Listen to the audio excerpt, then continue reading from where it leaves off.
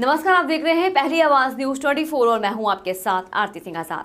डालते नजर आज की खास खबर की ओर। आज दिनांक को माननीय अपर सत्र न्यायाधीश महोदय श्री विनोद कुमार शर्मा साहब के न्यायालय में अक्षय पिता कांतिलाल बम एवं कांतिलाल बम इनके मामले से रिलेटेड सुनवाई हुई।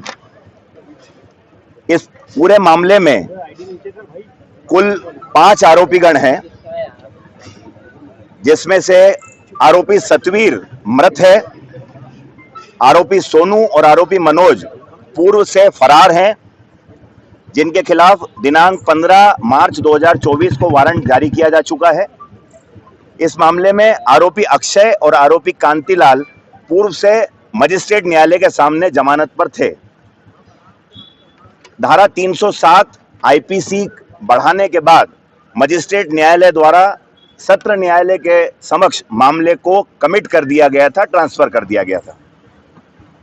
आज दिनांक को आरोपी अक्षय बम और आरोपी कांतिलाल बम की उपस्थिति के लिए सेशंस कोर्ट में मामला नियत था। आरोपीगण के अधिवक्ता द्वारा कांतिलाल बम के 10 दिन तक बेड रेस्ट पर होने का और एक चिकित्सा महोदय का डॉक्यूमेंट लगाया गया है कि वो 10 दिन उनको कुछ हार्ट में परेशानी है और वो 10 दिन के लिए बेड रेस्ट है उनको, इसलिए वे आने में असमर्थ हैं। और अक्षय बम के लिए वे किसी आवश्यक कार्य से इंदौर से बाहर हैं, पारिवारिक कारणों से बाहर हैं। इस कारण वे आज सत्र न्यायालय के समक्ष उपस्थित नहीं हो सकते। ऐसा कहकर उन्होंने आज के उपस्थिति से क्षमा चाही थी माननीय न्यायालय से। माननीय न्यायालय द्वारा यह कहा गया कि आज दोनों आरोपीगण की उपस्थिति के लिए मामला लगा है। आरोपी पूर्व जो चालान प्रस्तुत हुआ था उन सब धाराओं में जमानत पर हैं और उन्हें अग्रिम जमानत जो कुछ दिन पूर्व निरस्त की गई थी उसमें यह निर्देशित किया गया था कि वे सामान्य प्रक्रम पर इस न्यायालय के सामने कार्यवाही में भाग लेवें। न्यायालय द्वारा यह भी कहा गया है कि सत्र न्यायालय के सामने सेशंस कोर्ट जहां आज मामला लगा था उनके सामने जो धाराएं सुनवाई पर हैं, जिसमें धारा 307 आईपीसी है, उसमें आरोपीगण जमानत पर नहीं हैं और अग्रिम जमानत का आवेदन भी उनका निरस्त किया जा चुका है। उन्हें दोनों आरोपीगण को आज न्यायालय में उपस्थित रहकर और कार्यवाही में विधि सम्मत तरीके से भाग लेना चाहिए था, किंतु दोनों आरोपीगण उपस्थित नहीं हैं और यदि उपस्थित रहकर आवश्यकता पड़ती तो धारा 307 आईपीसी के संबंध में जमानत का आवेदन भी वे प्रस्तुत दोनों आरोपीगण कर सकते थे, लेकिन ऐसा उनके द्वारा नहीं किया गया।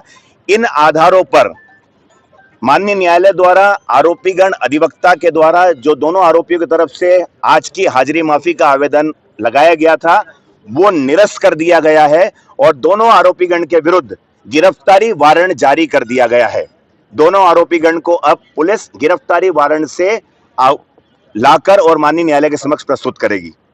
साथ ही फरियादी अधिवक्ता जो इस मामले के फरियादी हैं यूनुस गुड्डू, उनके निजी अधिवक्ता के द्वारा एक आवेदन आरोपीगण की जमानत निरस्त करने संबंधी जो धारा 439 उपधारा 2 दंड प्रक्रिया संहिता का होता है वो प्रस्तुत किया गया था। काफी विस्तृत आवेदन था, किंतु न्यायालय के द्वारा यह कहा गया है, स्पष्ट किया गया है कि चूंकि इस मामले में आरोपीगण जमानत पर उनके समक्ष जमानत पर हैं ही नहीं, इसलिए विधि अनुसार जमानत निरस्त करने का आवेदन पोषणीय या मेंटेनेबल ही नहीं है। इस आधार पर फरियादी अधिवक्ता का आवेदन जमानत निरस्त करने का आवेदन भी निरस्त किया गया है। पुराने केसेस में, पुरानी धारा में, हाँ, इस न्यायालय के समक्ष जो 307 जो सेशन ट्रायल धारा है उसमें चूंकि वो जमानत पर है ही नहीं, इसलिए जमानत निरस्ती का सवाल ही उत्पन्न नहीं होता है, इसलिए उनका आवेदन भी निरस्त किया गया है और आरोपीगण को गिरफ्तारी वारंट से तलब किया गया है।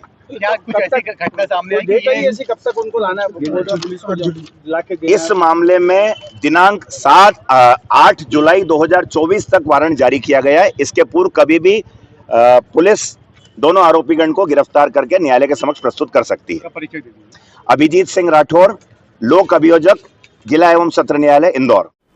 फिलहाल इतना ही, कल फिर हाजिर होंगे एक और बड़ी खबर के साथ। तब तक के लिए बने रहे हमारे साथ और देखते रहें पहली आवाज न्यूज़ 24। नमस्कार।